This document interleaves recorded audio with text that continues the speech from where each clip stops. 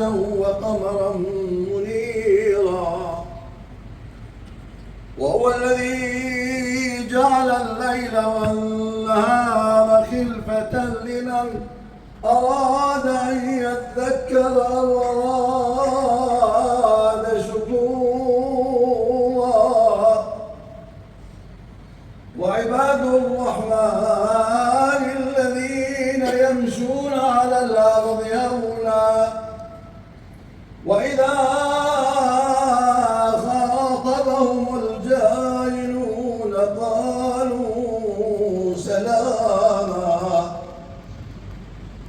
والذين يبيتون لربهم سجدا وقياما والذين يقولون ربنا اصرف عنا عذاب جهنم